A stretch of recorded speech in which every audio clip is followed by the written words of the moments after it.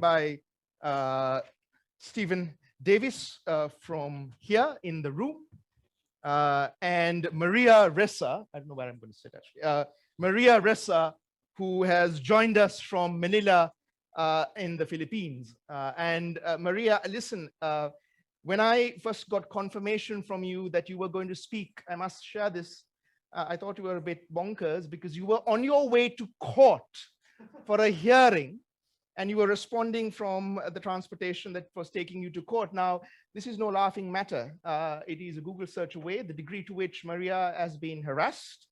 It's very, very serious. And there's a new report out about the nature that she has endured of the pushback and very violent pushback on social media for the journalism that she's done. So I'm extremely grateful for her having joined us virtually over Zoom. And Stephen, who I had the pleasure of listening to last year at a Dunedin Writers Festival, which also had Kate and David Shanks. So thank you for joining us. And David, by the way, there's a fantastic summer workshop, lecture series, class actually, on disinformation, misinformation here at Otago, which if you missed this year, I recommend that you join next year.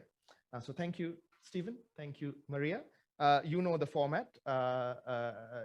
I do not introduce speakers at any great length, certainly with the caliber that we have here on stage and on Zoom. You are free to introduce yourself as you see fit.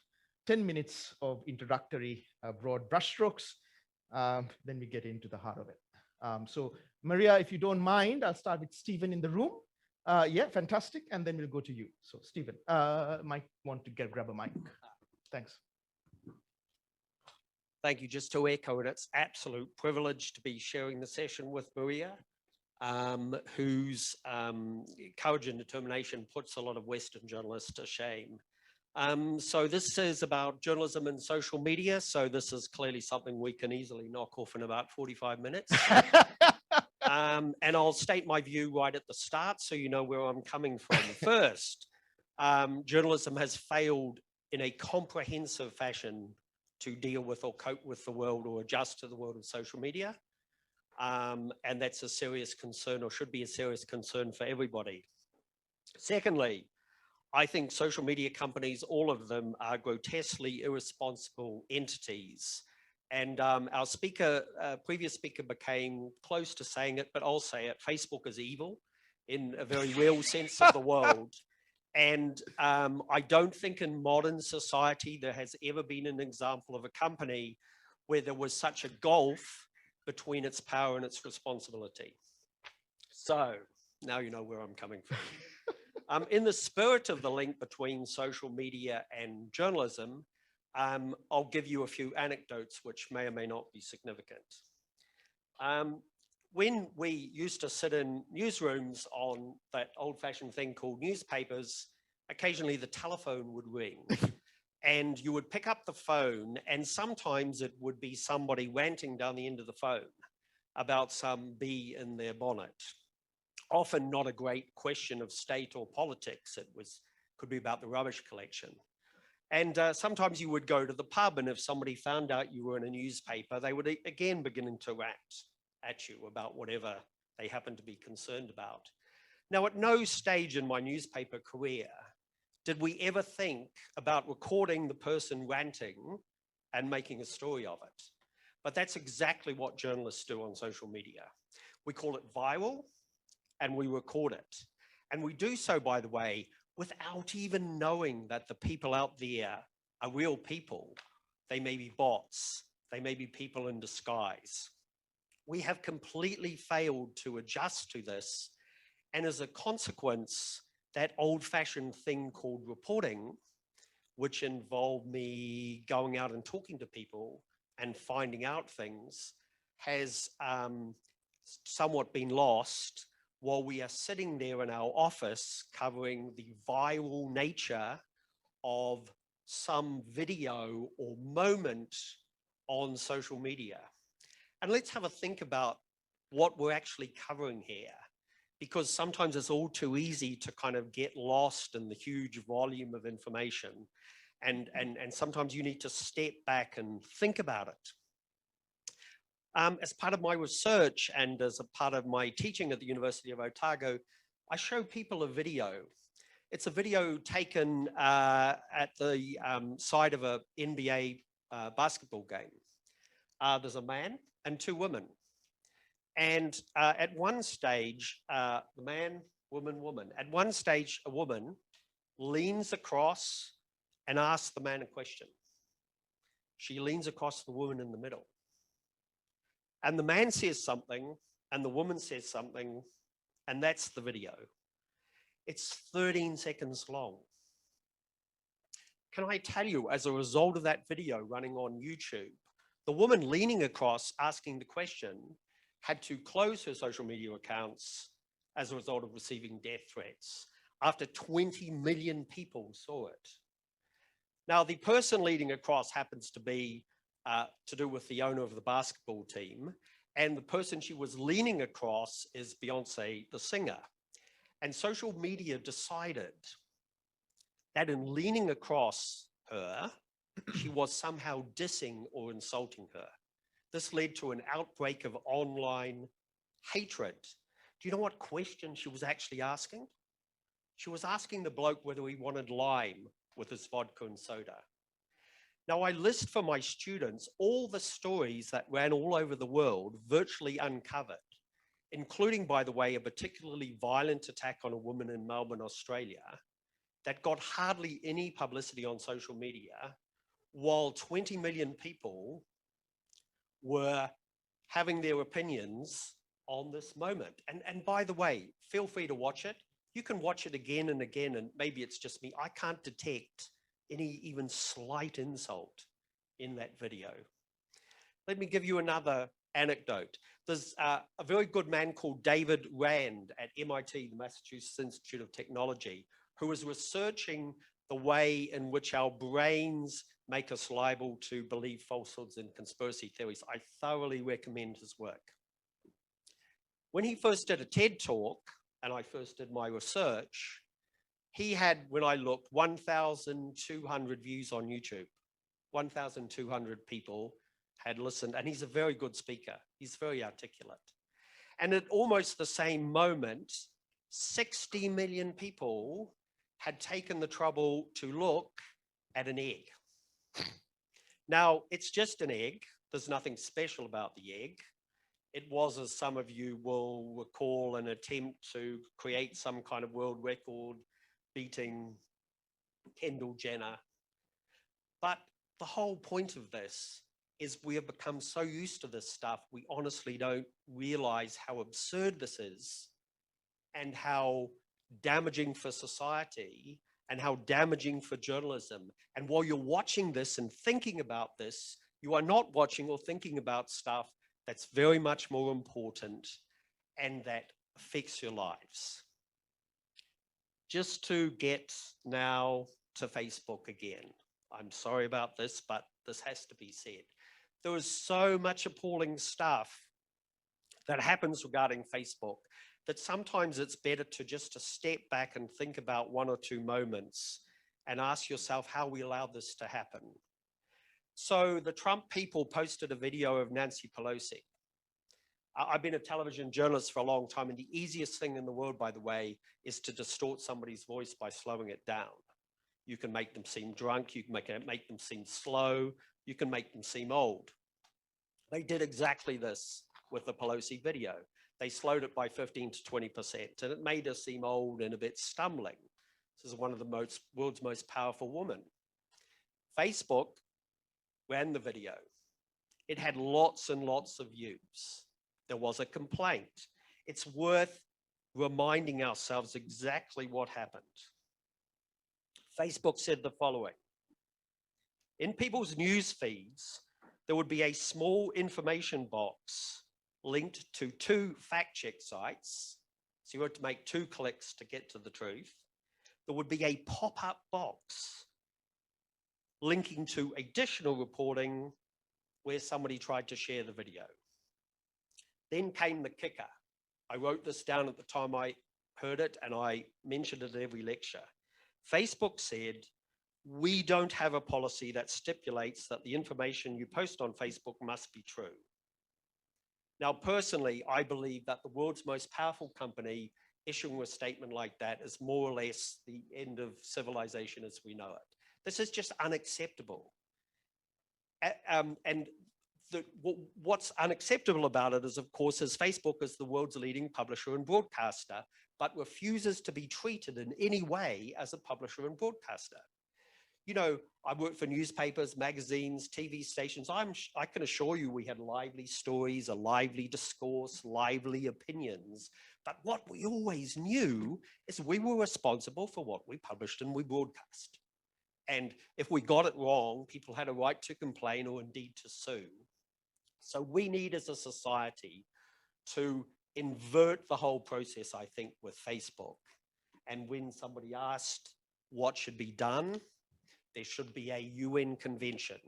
There should be agreed rules. They should be forced to publish their algorithm so it can be looked at and doesn't emphasize hatred and various other kinds of engagement. We should, of course, own our data, and they should have to pay us for it. So just to sum up, as you can see, I feel fairly passionately about this. I can see social media does have a value, but as we've heard previously, autocrats have used how to use it skillfully. I honestly believe that unless we grapple with this as a society, this virus is going to be much more likely to kill us than any COVID-19. Okay, then. Maria. Wow, it's fantastic to listen, and of course, I agree. But, the difference is Rappler remains a fact-checking partner of Facebook, because even though fact-checking is like putting a finger in the dam, it's still something, and it infuses our research. So for me, I'm just going to hit 3 points, and I'm going to hopefully pick up some of the things Stephen said. I think the journalists around the world are doing our jobs at greater risk, but we have lost gatekeeping powers. And we lost it around 2014. That has been taken by technology, by social media platforms, which has abdicated complete responsibility, abdicated any responsibility. In fact, the research shows that lies laced with anger and hate spread faster and further than facts. So you can actually, I'll put the link to the Science Magazine article that said that quantified that. I would also add that not only is our lies spreading faster, so by extension you can say that the very platforms that deliver the news today, the world's largest distributor of news is Facebook. So the very platform that distributes the news is biased against facts and is biased against journalists. And that's part of the reason you're seeing the upside down world that we're seeing today, where I think this is Oxford University's Computational Propaganda Research Project said that cheap armies on social media are rolling back democracy in at least 81 countries around the world. So I'll say 3 things in my 10 minutes. I'll give you my context. I'll outline the problem the way I see it and I'm living through it. And then finally, glimmers of a solution. How do we move forward? Because that's part of what I do every day. I try to work for the solution. So the context, why the Philippines? Why should you be interested? Well, because for the 6th year in a row, so 6 years in a row, Filipinos spend the most time on the internet, more than 10 hours a day, and on social media globally. Globally, 6 years in a row. The second thing is, the second part of that is that the pandemic has pushed all of us online, so that problem of the virus of lies, and I'll pick up from what Stephen said, because I do agree that the virus of lies is in many ways more dangerous than coronavirus. It is as deadly as coronavirus, and the effects are not just to the person, but it is, the next decade. We will feel, our countries will feel it in the next decade. In the last year alone, and this is a study by Bain, Temasek, and I can't remember the last one, but 400 million people were kicked online for the first time in Southeast Asia alone. And in the Philippines, about 40 million, I guess is what 40 million new, right? So 400 million in Southeast Asia. My context. just to do my job. This year is my 35th year as a journalist. I've gotten a lot more gray hair in this time period because in less than 2 years, the Duterte administration has filed 10 arrest warrants against me. So I've had to post bail 10 times. You know, I testified for the very first time in 4 tax evasion charges. 2 weeks ago, I appear in court almost every week. I spend 80% of my time with lawyers. That's the second thing. Totally sorry about that. Totally, my lawyers tell me that I could cumulatively, all these charges can bring up to 100 years or more than 100 years in jail. So I could actually spend the rest of my life in prison, but you know, it is what it is. But what I do today will matter. What I do today will determine whether or not that happens. And that's part of the reason I work as hard as I do. So that's my context. Let's look at social media today. What is the problem?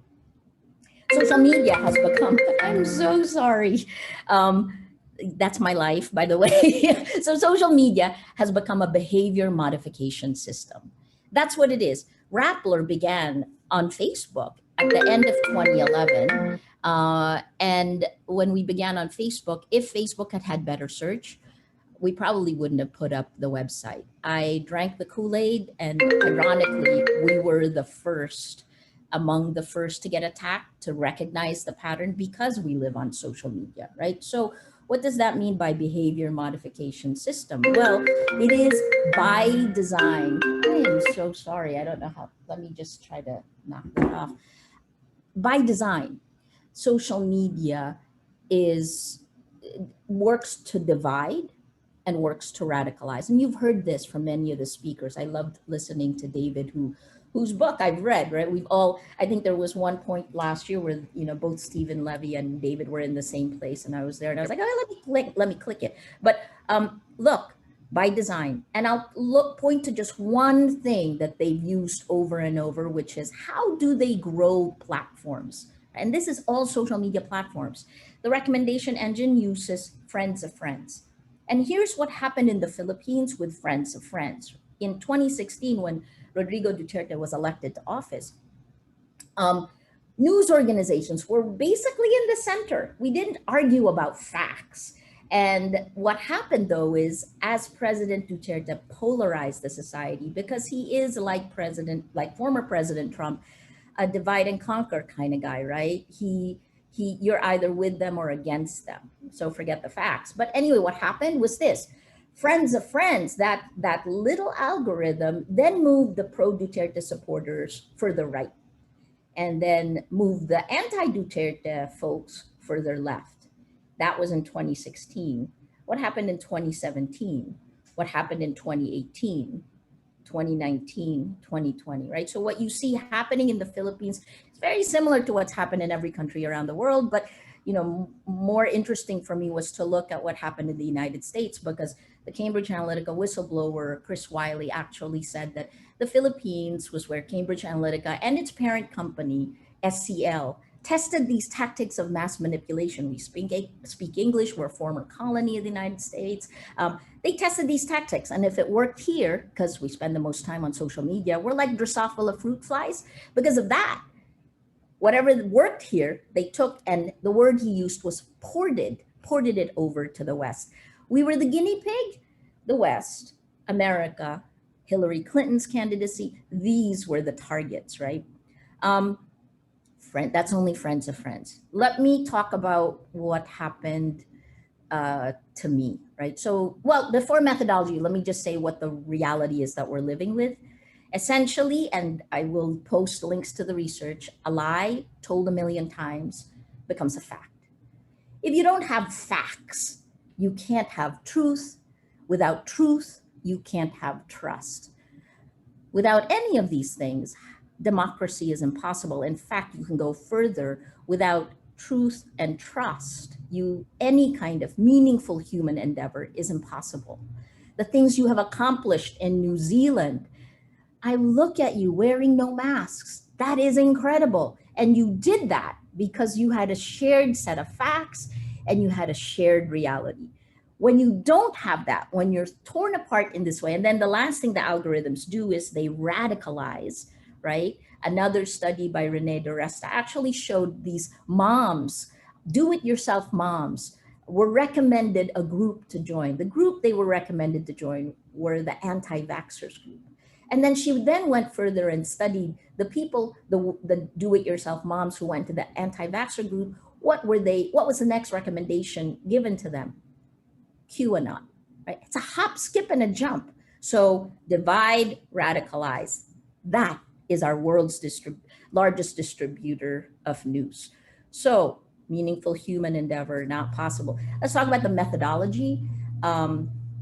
This is what happened to me, and it's both personal and micro and macro in one, right? In 2016, a meta-narrative, journalist equals criminal, was seeded into the information ecosystem. And in 2016, I was laughing because I thought, I'm old, I've been around a long time, I have a long track record.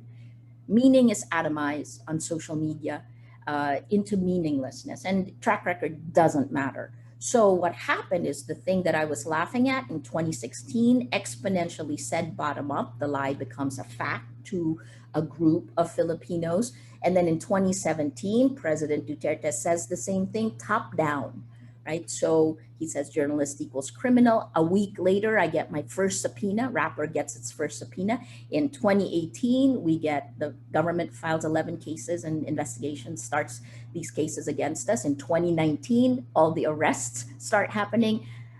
Valentine's Day was they detained me overnight just to let me feel their power. I should have been allowed to post bail, but I wasn't. So that actually only unshackled me because I realized this is abuse of power, and I'm going to need to fight for my rights. 8 arrest warrants in 2018 in about 3 months. And then in 2020, the criminal trials begin. These are all criminal charges. The criminal trials begin. And then in 2020, June 15th, I was convicted. This is funny. Cyber libel. Rappler was innocent, but our former writer and I are convicted for up to 6 years because of a story we wrote 8 years earlier at a time that the law we allegedly violated didn't exist. And it was for a story that I didn't write, edit, or supervise. Very Kafkaesque. So I can't leave you with the nasty parts, right? How do we deal with it? There are 3 things that we do on a daily basis in Rappler. We look at the tech, we make sure we do great investigative journalism, and then we build community. Rappler's elevator pitch in 2012, when we first set it up, was we build communities of action. Because I was tired of throwing stories into a black hole. I wanted to see real impact. I came home to help build institutions bottom up. That was the dream. Technology kind of tore that apart, but I haven't given up yet because we don't have a choice, right? Much as everything you've heard from David and Stephen about Facebook, well, we still don't have a choice. So we're frenemies. They know I speak, I show them the data, and they take action when it is impossible not to, but they should be doing a heck of a lot more. What do I mean by doing tech? Well, let's look at legislation. Last year, I was co-chairing a committee for the Forum on Information and Democracy with former EU Parliament member Maritka Schaake. We came up with a dozen systematic solutions. Forget the whack-a-mole, 250 tactics. I can put that in the link also. We're also building our own tech, our own distribution platform, because you need to have a place that is safe to dissent, a safe place to speak your mind so you can actually argue things out. And then finally, it's the communities that are our problem. It's the real people who are infected by the virus of lies. So let's go to America and look at Stop the Steal, right? The meta-narrative for Stop the Steal was seeded in August of 2019 on RT. This is not our work. This is the work of the Election Integrity Partnership. Seeded on RT, it popped out, was picked up on YouTube by Steve Bannon in August of 2020. seeded on closed Facebook pages, and then after that, picked up by Tucker Carlson, mainstreamed, and then QAnon dropped it before President Trump came top down. That led to January 6th, right? So those are real people who are infected with the virus of lies. Rehabilitation. When you get infected by the virus of lies, your facts bounce off you like Teflon, right? So what do we do in that reality? And that's what we have to deal with now. I'll end with just this. Look, this American biologist E.O. Wilson actually quantified. He said the greatest crisis that we're going to go through is our Paleolithic emotions, medieval institutions, and godlike technology. Um, with David and Stephen, I say we have to act like an atom bomb went off in our information ecosystem, and the world must come together, just like it did post World War II, Bretton Woods, NATO, the Universal Declaration of Human Rights. Because if you don't have facts, any meaningful human endeavor is impossible. Thank you. Thank you, Maria. Yeah. Stephen, you want to? Yeah. It just made me think about that wonderful discussion. One of the things that we sometimes say to ourselves is this is such a huge problem that it's unfixable. But actually, of course, it's not. And I recently talked to a couple of mathematicians who said, well, algorithms, you know, I could just show me what the algorithm is and I'll spend an hour adjusting it. And if we force these to be published so people can look at them and so they're adjusted, we won't get that sequence of events where some 18-year-old young man is interested in what's all this about Confederate flags, and 3 clicks later, Facebook says, would you like to join the Proud Boys? That's how the algorithm works, but it can be changed. It would mean Facebook making less money, social media companies making less money, but you know, these problems are fixable, and I'm 100% with Maria. It's up to us as a community to get together and do it.